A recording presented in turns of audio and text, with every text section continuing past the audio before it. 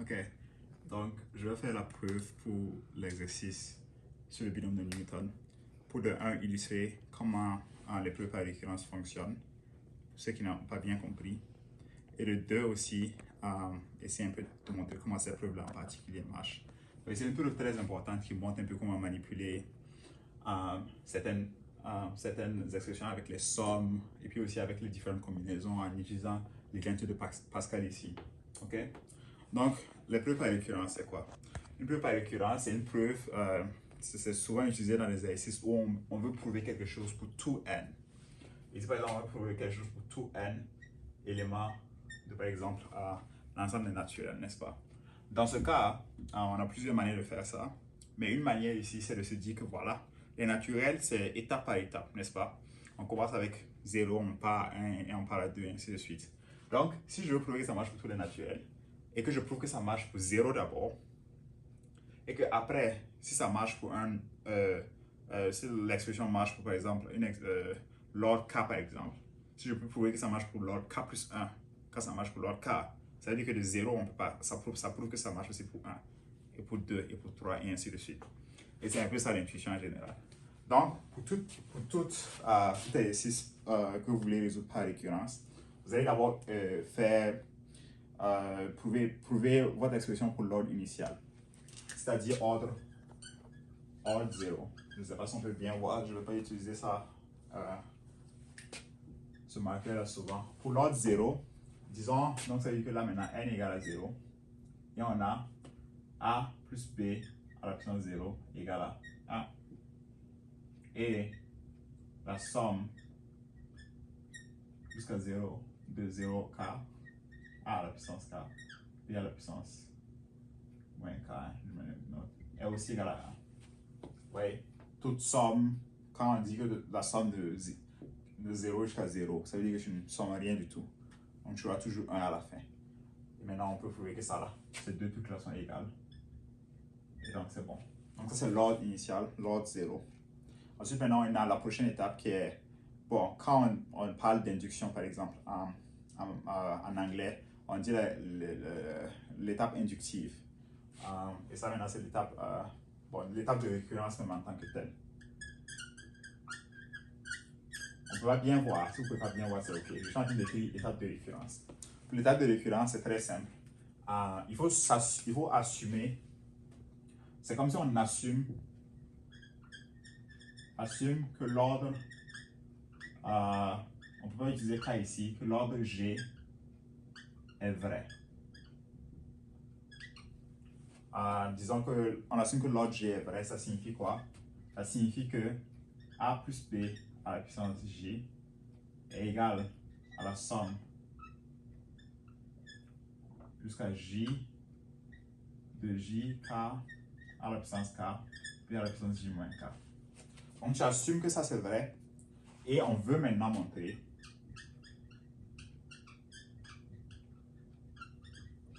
que maintenant l'ordre J plus 1 est vrai.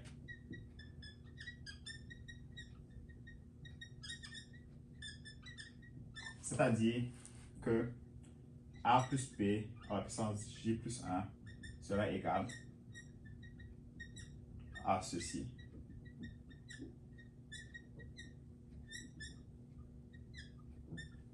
Vous voyez? Et on veut prouver ça.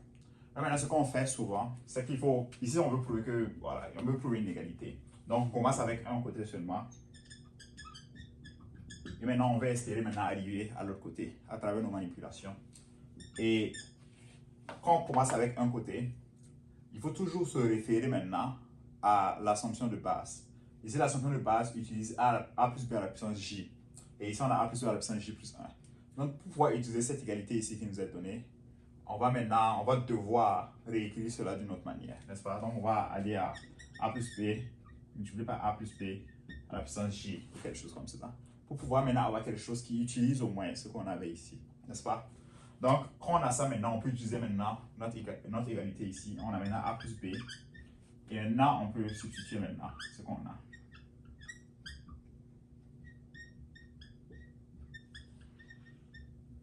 N'est-ce pas? C'est très simple. On a juste substitué cette expression-là ici. Et de là, maintenant, on va essayer de transformer le tout en ce qu'on veut prouver à la fin. Ceci. OK? Donc, pour faire ça, il faut savoir manipuler les sommes. Ça, c'est juste une somme. Pensez à tout ça là, comme si on avait dit que voilà, on avait la somme de x1, x2, x3, x4. C'est juste x1 plus x2 plus x3. Ça, c'est juste une somme. Et maintenant, il faut multiplier a plus b par la somme. Donc, quand on multiplie a plus b par une somme en général, on peut juste intégrer a plus b dans chaque terme, n'est-ce pas? Donc, maintenant, on peut maintenant faire ça. Et maintenant, on peut intégrer maintenant a plus b dans chaque terme.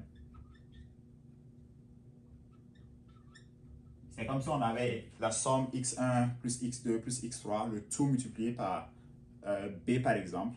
Et on dit que ça, c'est maintenant, c'est égal à bx1 plus bx2 plus bx3. On a juste mis a plus b, on l'a fait rentrer dans la somme. Et maintenant ici, ce qu'on peut faire maintenant, c'est multiplier le a et le b. Donc ici, on va juste multiplier le a plus b avec ce terme-là ici. Donc on aura a à la puissance k plus 1, b à la puissance g moins k, plus maintenant b à la puissance k. Et on envoie le b ici. B à la puissance g moins k plus 1. OK? On voit un peu que ça commence à ressembler un peu plus à quelque chose qui est plus cohérent, tu vois. Ici, on veut somme, combinaison, terme. Mais ici, on a somme, combinaison, terme, mais le terme, il est divisé en deux. Donc, on va essayer de le rassembler un peu d'une manière ou d'une autre.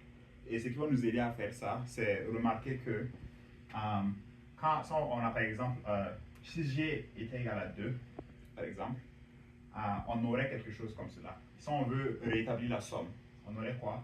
On aurait, pour k égale à 0, on aurait 2, 0, a à la puissance 1, b à la puissance 2 moins 0, plus a en 0, b à la puissance 2 moins 0 plus 1, 3. N'est-ce pas? Et maintenant, pour k égale à 1, on aura 2, 1, a à la puissance 2, b à la puissance 1, plus a à la puissance 1, b à la puissance 2. Vous voyez? Et maintenant, pour k égale à 2, on aurait quelque chose comme ça. 2, 2, a à la puissance 3, b à la puissance 0, plus a à la puissance 2, b à la puissance 1. Et ça, c'est toute notre addition comme ça. J'ai juste réécrit la somme complètement pour le cas où j est égal à 2. Et si vous remarquez, c'est que ici, on a les mêmes termes, le même terme ici et ici, et on a le même terme ici et ici. Et en général, ça veut dire le même terme de, oui, la même puissance par exemple de A et la même puissance de B, et la même puissance de A et la même puissance de B. Et même si on continuait avec J égale à 3, 4 ou 5, ça allait continuer comme ça. Ça allait être là, maintenant ainsi de suite, ainsi de suite. Et donc, pour pouvoir réécrire ça maintenant, pour que ce soit un seul terme dans la somme, au lieu de deux termes, on va réécrire maintenant cette somme-là en une somme. Au lieu de sommer les deux termes, on va sommer juste ces termes-là, plus ce terme-là, plus ce terme-là, plus ce terme-là ensemble. Pour ça, on va commencer d'abord avec ceux qui seront laissés de côté. Parce que vous voyez que lui, là, il sera laissé de côté si on fait ça. Et à la fin aussi, celui qui sera ici sera laissé de côté. Donc, il faut d'abord réécrire ça, plus maintenant, après maintenant faire ajouter maintenant les sommes de ces termes-là, puis maintenant finir avec ça. OK? Donc, plus particulièrement, si on va continuer avec notre exercice, ça sera égal à la somme. D'abord, on va commencer avec le premier terme. Ça, c'est ce terme qui est ici. A à la puissance 4, b à la puissance j moins k plus 1. Mais c'est quand k égale à 0. Donc, on aura toujours a à la puissance 0, b à la puissance j plus 1. Ça, c'est le premier terme. Ensuite, plus maintenant, on peut commencer à faire notre sommation. Et la sommation, ça sera toujours pour j. Ça sera j fois qu'on va faire la sommation. Parce que vous voyez, on a 3 et on aura 1, 2. Ça sera j fois, ça sera j moins 1 fois. On aura deux termes ici dans la sommation. Parce que les deux sont ensemble, les deux seront ensemble. Donc on aura deux termes. Plus maintenant, ça sera j moins 1. Donc on aura ici jusqu'à j. Donc on va commencer maintenant à k égale à 1. Vous voyez? Parce que notre k ici, il est 1. Et maintenant, pour faire maintenant la sommation, on somme d'abord le terme qui est ici. Ce terme-là. A, k à la puissance B à la puissance J moins K plus 1. Et maintenant, on ajoute, désolé, petite erreur, il faut le J, le K, et ensuite le AK, J à la puissance J moins K plus 1, n'est-ce pas? Donc c'est ce terme qui est ici. Donc on multiplie ça par ça, plus maintenant ce terme qui est ici. Vous voyez que c'est J, K moins 1. K moins 1. Et on a maintenant A à la puissance K encore, parce que vous voyez, le K il est le même. Et si vous remarquez, ça sera toujours la même chose, J moins K plus 1. Pourquoi c'est J moins K plus 1? Pour ceux qui vont suivre directement d'ici, c'est ce terme-là qu'on va l'écrire ici. Et si vous mettez ce terme-là et que vous prenez par exemple K égale à, si vous remplacez K par K moins 1, on aura J, K moins 1, et on aura maintenant A à la puissance K, B à la puissance J moins K plus 1. Parce que le K il devient K moins 1 et le moins se distribue. Et ça devient moins K plus 1. Et c'est ça maintenant qu'on réécrit ici. Et maintenant à la fin, après avoir fait toute cette sommation-là, on peut maintenant réécrire maintenant A à la puissance J, B à la puissance 0. Et si vous remarquez maintenant, on peut utiliser maintenant l'identité de Pascal en haut. Et on a maintenant A à la puissance 0, B à la puissance J plus 1, plus la somme de A. Ça, c'est le même terme. Et ça s'additionne pour donner ça. Et maintenant, on aura J plus 1, K, A, K, B à la puissance J moins K plus 1. Plus maintenant ici, A à la puissance G, B0. Et si vous remarquez, on aura presque fini. Si vous remarquez maintenant, ça là comme ça, c'est égal à ceci. J plus 1, J plus 1, A à la puissance K, B à la puissance G, moins J plus 1, plus 1. N'est-ce pas? Ça, c'est égal à ça. Donc ça, c'est un peu comme si ça, c'est la fin de ça. Donc on peut ajouter J plus 1 ici. Et ça, là maintenant, c'est égal à, encore une fois, G plus 1, 0, A à la puissance 0, B à la puissance G plus 1. Oui, c'est égal à ça. Et ça, c'est égal à ça. Donc c'est comme si on peut étendre cette somme-là à gauche. Et on peut étendre cette somme-là à droite. Donc on aura maintenant la somme maintenant jusqu'à J plus 1 de K égale à 0 et J plus 1 K A K I J moins K plus 1 et ça sera terminé. En général, on a utilisé l'induction faible ici. Ça c'est juste une induction directe. On a l'ordre G, J, on part à l'ordre J plus 1. Aussi l'induction, on peut trouver ce truc-là par induction forte aussi. Induction forte, ça veut dire qu'on utilise tous les J de 0 jusqu'à J